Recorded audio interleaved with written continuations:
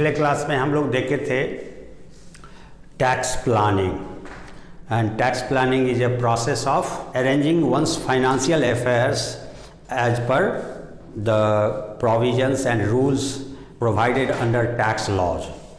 कहने का मतलब है कि आप अपने फाइनेंशियल अफेयर्स को सिस्टमेटिकली अरेंज करते हो according to with full compliance of law, पूरा लॉ को ध्यान में रखते हुए, सारे प्रोविजंस को कंसीडर करते हुए आप अपने एक्सपेंडिचर को कहाँ खर्च करें जिससे हमको मैक्सिमम डिडक्शन, एग्जम्पशन, एडवांटेज मिल सके, कहाँ हम इन्वेस्ट करें ताकि मैक्सिमम टैक्स बेनिफिट्स ले सके, है ना, एग्जम्पशंस का, डिडक्शंस का, रिबेट्स का। तो ये सारी बातें जब हम रूल्स का को अध्ययन करके तब अपने गतिविधि को, फाइनेंशियल एक्टिविटीज़ को अरेंज करके तब एक्सिक्यूट करते हैं, उस प्रोसेस को फाइनेंशियल प्लानिंग कहा जाता है। तो इसके कितने फीचर्स हैं और टाइप्स हैं, ये सब के बारे में आज हम लोग देखेंगे। यानी पहले features of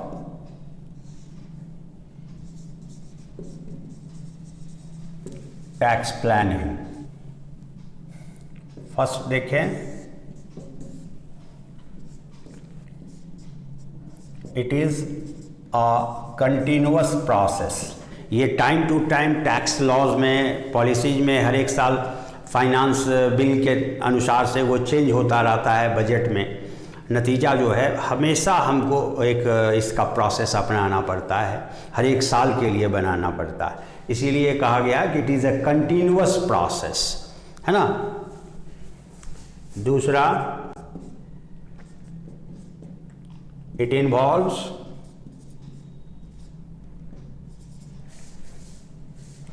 full compliance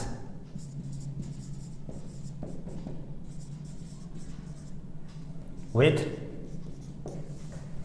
the provisions of tax laws।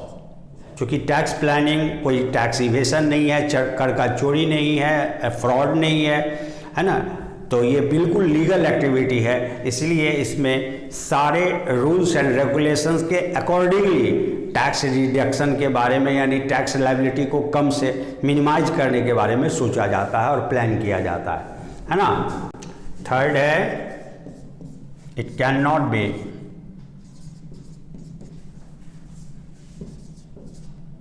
Done in isolation.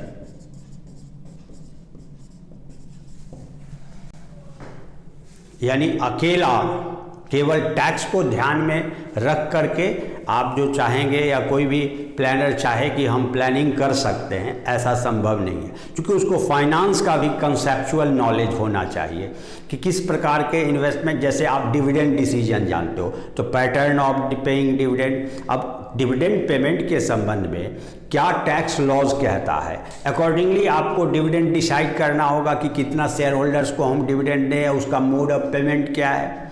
ठीक उसी तरह से आप कैपिटल स्ट्रक्चर प्लानिंग करते हो तो कैपिटल स्ट्रक्चर का फुल कॉन्सेप्ट अगर नहीं पता है तो वो प्लान क्या करेगा, और उसके साथ साथ प्लानिंग में टैक्स इम्प्लीकेशंस क्या हैं।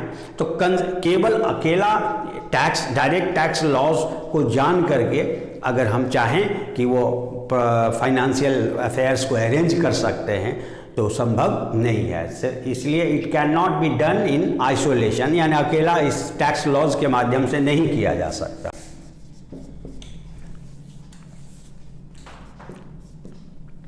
It is not a process of manipulation, evasion of tax or tax avoidance. Financial planning is not based on the process of tax evasion, tax avoidance or manipulation. It is preferred by almost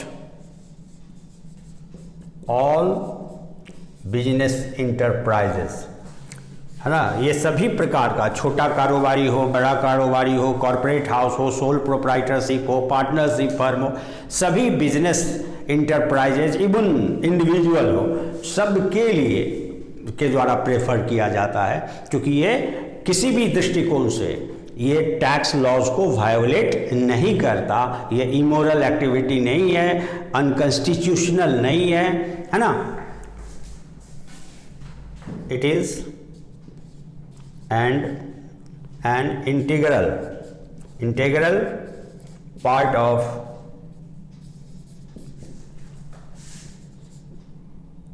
finance and tax management.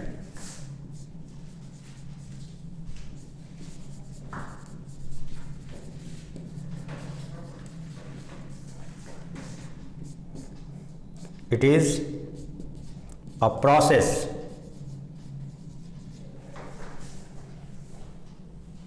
of arranging one's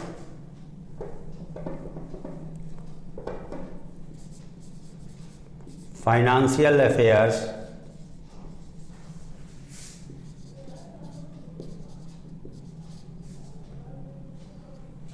as per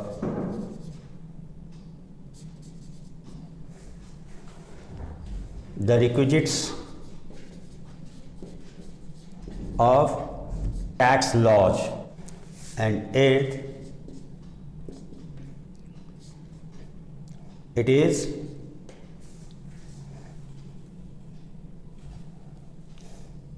done to reduce one's tax burden. इस प्रकार से ये के features हुए, इसमें और भी आप प्लस माइनस कर सकते हो, है ना। तो it is a continuous process, it involves full compliance with the provisions of tax laws, it can be not be done in isolation, it is not a process of manipulation, evasion और avoidance. It is preferred by almost all business enterprises, individual and other taxpayers. You may say other taxpayers. सभी प्रकार के करदाता के लिए applicable है, ये prefer किया जाता है. It is an integral part of finance and tax management of an enterprises.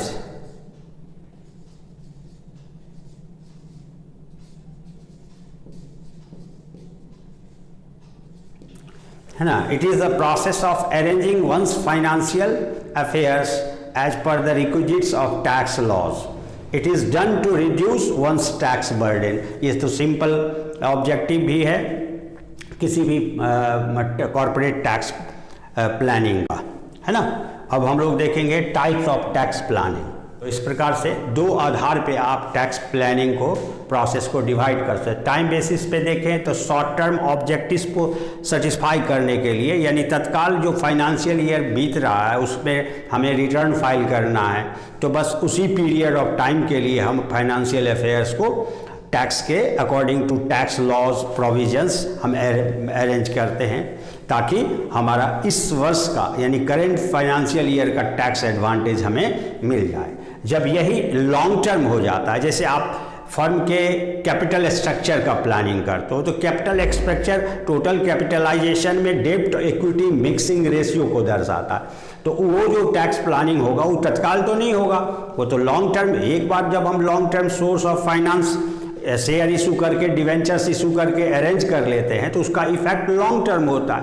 तो इस समय जो टैक्स इम्प्लीकेशंस है as per the rules and provisions of the tax laws, तो वो जब अरेंज करेंगे तो क्या होगा. जैसे आप गौर करें, अगर आप कैपिटल में शेयर कैपिटल बढ़ाते हो, तो शेयर कैपिटल को कंपनी को जब डिविडेंड देना होता है, यानी एज ए रिटर्न या रिवार्ड ऑफ द इन्वेस्टमेंट, तो आप रिवार्ड ऑफ इन्वेस्टमेंट के रूप में डिविडेंड देते हो, तो dividend is not deductible for the computation of taxable income of a company और फर्म और कॉर्पोरेट हाउस. आप जो डिविडेंड पे करेगी कंपनी उस पर कोई डिडक्शन अलाउड नहीं है इनकम टैक्स में, यानी टैक्स बेनिफिट्स नहीं है। ये बात भी सोचना है कि जो डिविडेंड हम देने जा रहे हैं शेयर होल्डर्स को किस मोड में पेमेंट करें। अगर कैश मोड में देते हो तो शेयर होल्डर्स के लिए ये टैक्सेबल हो सकता है, क्योंकि शेयर होल्डर्स का इंडिविजुअल शेयर होल्डर का खुद कंपनी से प्राप्त डिविडेंड इनकम हुआ। लेकिन अगर गवर्नमेंट ने उस टैक्स एग्जेम्प्ट कर रखा है डिविडेंड को शेयर होल्डर्स के लिए, तब तो कोई बात नहीं है, आप दे सकते हो। लेकिन अगर शेयर होल्डर्स के लिए वो एग्जेम्प्टेड नहीं है तो वो आपको शेयर होल्डर के पॉइंट ऑफ व्यू से भी सोचना है कि डिविडेंड कैसे दिया जाए जो उसका टैक्स ब्रैकेट में आने से मैक्सिमम रेट ऑफ टैक्सेशन से बच सके। तो इस तरह का प्लानिंग किया जाता है। तो ये तो किसी एक साल का होगा, लेकिन capital structure planning for long term होता है, इसलिए ये लॉन्ग टर्म टैक्स प्लानिंग का एक पार्ट हो जाएगा। इसी प्रकार से आप बिजनेस का नया ब्रांच या नया यूनिट सेटअप करना चाहते हो तो कहाँ सेटअप करें, किस प्रकार के बिजनेस का नेचर ऑफ प्रोफाइल या बिजनेस प्रोफाइल हमारा कैसा हो जिसमें हम मैक्सिमम टैक्स एडवांटेज ले सकें। अगर आप किसी स्पेशल इकोनॉमिक जोन में सेटअप करते हो बिजनेस का नया यूनिट तो आप maximum tax advantage and relaxation का लाभ ले सकते हो। अगर आप किसी गवर्नमेंट ने प्रायोरिटी लिस्ट में जिस स्टेट्स को बैकवर्ड स्टेट जो इकोनॉमिकली बैकवर्ड स्टेट या डिस्ट्रिक्ट्स है ऐसे में आप करते हो जिसके लिए विशेष टैक्स रिलैक्सेशन का प्रोविजन है, तो आप अपना बिजनेस सेटअप कोई शॉर्ट पीरियड के लिए तो नहीं कर रहे हो, तो लॉन्ग टर्म उसका हुआ। तो ये इस तरह का जो प्लानिंग होता है लॉन्ग टर्म टैक्स प्लानिंग कहलाता है। अब with in the financial year, with in the current financial year जो हमारा एक्टिविटीज़ रहे वो शॉर्ट टर्म ऑब्जेक्टिव से रिलेटेड होता है, तो वो शॉर्ट टर्म टैक्स प्लानिंग कहलाता है। अब आ जाएं on the basis of feature, purpose है, आपका पर्पस क्या है टैक्स प्लानिंग का, उसके आधार पे आप प्लान करते हो तो आपका पर्पस है तत्काल टैक्स इंस्टेंट हमारा टैक्स लायबिलिटी घट जाए। आपका पर्पस है कि ये जो है शेयर होल्डर्स को डिविडेंड देना है तो उसके लिए प्लानिंग करते हो, यानी जो जो ऑब्जेक्टिव तत्काल है आप इंस्टेंट उसके लिए टैक्स इन्वेस्टिगेशन या टैक्स लॉज को स्टडी करके उसके अकॉर्डिंगली उस एक्टिविटी को तय करते हो। और जब होल ईयर के संपूर्ण फाइनेंशियल अरेंज का होगा तो शॉर्ट टर्म टैक्स प्लानिंग होगा। लेकिन आप तत्काल किसी स्टेप्स जो लेने जा रहे हो उस समय तत्काल गवर्नमेंट का रूल क्या टैक्स पॉलिसी कहता है उसके अकॉर्डिंगली उसको डिसाइड करना, तो पर्पस से भी कहलाता है। परमिसिव कहता है कि जो टैक्स लॉज परमिट, इसमें पर्पस ये भी हो सकता है, इस तरह के प्लानिंग करने वाले बियॉन्ड रूल जाके भी कर सकते हैं अगर पर्पस को ध्यान में रखें तो। लेकिन परमिसिव जो होता है हमेशा अकॉर्डिंग टू टैक्स लॉज होता है, जो टैक्स लॉज परमिट कर रहा है उसके अकॉर्डिंगली ही हम आगे स्टेप लेंगे, कोई भी फाइनेंशियल एक्टिविटीज़ को परफॉर्म करेंगे तो वो परमिसिव हो जाता है। इस प्रकार से टैक्स प्लानिंग का दो प्रकार आपने जाना, दो बेसिस पे। अब हम लोग देखेंगे ऑब्जेक्टिव्स ऑफ टैक्स प्लानिंग।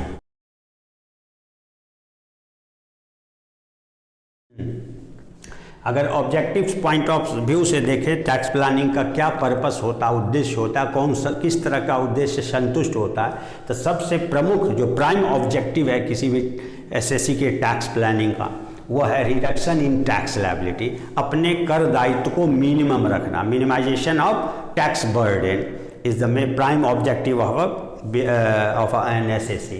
दूसरा है मिनिमाइजेशन इन लिटिगेशन। कहने का मतलब अगर हम किसी डिस्प्यूट कंफ्यूजिंग एक्टिविटी के जरिए टैक्स लायबिलिटी को कंपेयर करना चाहते हैं तो ऐसे में क्या होगा, जैसे हाई कोर्ट सुप्रीम कोर्ट इसके डिसीजन के बेस्ड पे हम अगर प्लान करते हैं, और एक है कि जो स्टैट्यूट कहता है जो रूल्स टैक्स विभाग का जो CBDT है उसके सर्कुलर और उसके नियम के अनुसार करते हैं, तो दोनों में विवादास्पद हो सकता है। कल को वो कोर्ट में जाएगा, फिर कोर्ट में सुनवाई होगी, तो इस तरह के प्रॉब्लम्स नए क्रिएट हो जाएंगे। तो ऐसे कंफ्यूजिंग जिसमें कहीं कोई गैप है रूल में जो मौका दे सकता है ट्रिब्यूनल में जाने का और कोर्ट में जाने का, है ना, तो उससे बचने का एक महत्वपूर्ण प्रयास होता है, क्योंकि हम अपने सारे फाइनेंशियल अरेंजमेंट का स्पष्ट जो रूल कहता है उसके अकॉर्डिंगली अरेंज कर पाते हैं। प्रोडक्टिव इन्वेस्टमेंट, अपने टैक्स को बचाने के लिए टैक्स लॉज में जो डिफरेंट इन्वेस्टमेंट बेस्ड डिडक्शंस है, एडवांटेज ऑफ टैक्सेशन है, उसको फॉलो करता है। यानी हम अपने आय को सेव करते हैं, तो वो जो आय बचत करते हैं, इन्वेस्ट करते हैं, वो चैनलाइज्ड होता है फंड जब मान लीजिए आप इंश्योरेंस पॉलिसी लेते हो जिसके आधार पर डिडक्शन मिलता है, तो वो इंश्योरेंस पॉलिसी के लिए जो प्रीमियम अमाउंट साल में आपने जमा किया, इंश्योरेंस कंपनी के पास गया, इंश्योरेंस कंपनी के एक तरह से सिस्टम में पैसा गया। अब इंश्योरेंस कंपनी उसके जो इंडस्ट्री या बिजनेस में इन्वॉल्व व्यक्ति हैं या कंपनी है, पर्सन है, उसको फाइनेंशियल असिस्टेंस प्रोवाइड करता है ताकि नया ग्रोथ हो बिजनेस का।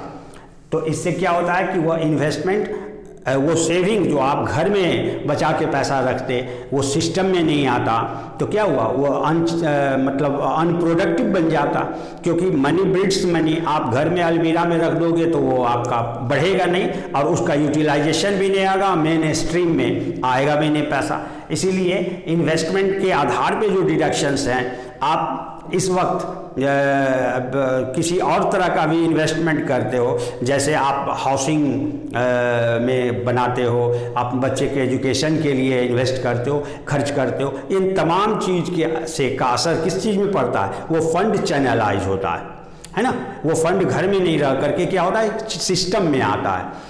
तो उस सिस्टमेटिक इन्वेस्टमेंट प्लान के वजह से हम क्या करते हैं, टैक्स एडवांटेज लेते हैं, और जब पैसा सिस्टम में आता है तो उसे प्रोडक्टिव यूज़ किया जाता है इंडस्ट्रीज़ के द्वारा, बिजनेस एंटरप्राइजेज के द्वारा। हेल्दी ग्रोथ ऑफ इकोनॉमी, चूँकि ये एक फेयर प्रैक्टिस है इनकम टैक्स प्लानिंग, तो एक दूसरे को देख करके भी बहुत चीज़ सीखा जा सकता है कि अगर टैक्स प्लानिंग के जरिए हम टैक्स को कम से कम कर सकते हैं, मिनिमाइज कर सकते हैं, तो अगर दूसरा जो हमारे कॉम्पिटिटिव है उनके मन में भी ऐसा आएगा कि क्या है कि इसको जो है सो हम जो टैक्स इवेजन को फॉलो किए वो ठीक नहीं था, उससे बेहतर है इस तरह से सिस्टम को लाना। तो कोई ब्लैक मनी जनरेट नहीं हो पाता है टैक्स प्लानिंग के वजह से। सारा मनी, आप सारे ट्रांजैक्शंस को टैक्स डिपार्टमेंट को शो करते हो, सभी प्रकार के अफेयर्स को स्पष्ट रूप से प्रकट करते हो, अकॉर्डिंग टू रूल आप अपना रिटर्न फाइल करते हो, तो फेयर मीन्स का यूज करते हो, उससे एक स्वस्थ इकोनॉमी ग्रो करता है कंट्री का। स्टेबिलिटी इन बैलेंस इकोनॉमी, इसके अलावा आपका जो इकोनॉमी है वो समानांतर जो ब्लैक मनी की वजह से चलता रहता है, उसमें बचत होती है, और क्या होता है उसका जो इकोनॉमी है कंट्री का वो स्टेबल रहता है, ग्रोइंग पोजीशन में होता है, जिससे नेशनल इनकम और नेशनल आउटपुट में बढ़ोतरी का भी फायदा मिलता है।